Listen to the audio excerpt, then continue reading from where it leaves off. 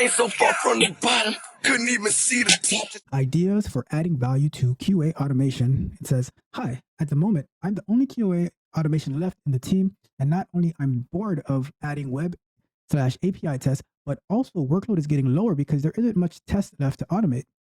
Already discussed with my manager how good regression coverage is and meaningfulness since feature release cadence is in hiatus. What's more to add? I was thinking on some mobile tests since I already have accessibility and performance test POCs running in jobs. Thanks in advance. All right. So good question. Let's start the clock.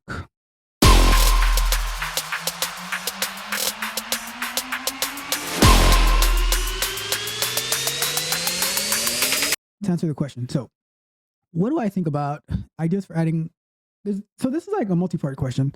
Ideas for adding value to QA automation. I think there is always more automation that you can do. And I think that there's different strategies and there's always ways of getting better to refine. I mean, from this question or post, I would want to see like how the code is structured to see if they're in quote unquote hiatus and there's not many features being released. To me, that's an opportunity for you to get better. By you going and talking to your manager, like pretty much saying, I'm bored and I don't have work to do, that's like a recipe for them to say, well, we don't need you. We can have the devs just run these tests. And then when we need somebody to maintain it, maybe once we're out of hiatus, then we can find somebody else. So like me personally, I always find a way to stay busy. I'm always investigating new technologies. So for instance, let's say I'm in this situation, like I'll tell you this, I have never been bored doing automation and doing like manual QA. That's one thing, right? But when you're actually like writing code and finding ways to better it, I've never been bored doing that. Like let's say you're bored of adding web/API tests.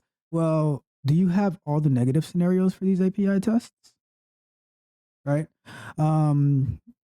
Like there's so much that you can do. And then let's say the web test. Well, how about you get familiar with like if I mean I don't know if this person is or not, but I'm just throwing out suggestions. Like how about you get familiar with like Selenium Grid, or you get familiar with Docker and the different tools. Like so much. Like how about you think of like ways to further the testing that not only can benefit your company, but it's going to benefit you in the long run. Because let's say that you do like let's say you learn. And you feel like you're stagnant, you're not going anywhere in this particular company. Now you've built up yourself so you can go to the next company, right? So what is it that you're doing? Like, so then he continues to say, okay, what's more to add? I think some mobile tests, since I already have accessibility and performance tests, PLC. So like I said, like there's always more to add. There's always more to learn. Use that as an opportunity, like while you're in quote unquote hiatus, to build yourself up, to learn more. So when like let's say you're still there, like when you're not in a hiatus, you have new QA strategies, new automation strategies, new testing strategies that you can apply to your team. And now the developers and your manager and whoever else, they're like, oh, he wasn't just like lollygagging around. He was actually doing something with his time. He was adding value to the team, even though that we're in hiatus. Because like I know, like there's companies that might go on code freeze at the end of the year or certain parts of the year for various reasons. You know, like we don't like pushing code during holiday season, things like that, right? So you might be in hiatus, but is the company no longer developing its product? Like, what is it? What's going on? You know, so that's why I'm wondering, like, what is it? How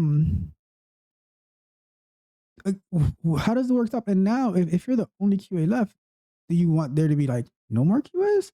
So build yourself up. Don't just like sit around and wait for someone to tell you what to do. You go out there and you show initiative, and then when they see that initiative, then they can give you more to do, and they can see, okay, this person, like, he actually values what he's doing. He's not quote unquote bored at doing web and API tests. You're actually learning how to make it better, how to bring value to the company. So that's what I would say. Like, those are the ideas I'd say for adding value to QA automation. And while you're adding value to QA automation, you're adding, like, the most important thing is you're adding value to yourself, because you're making yourself a lot more marketable.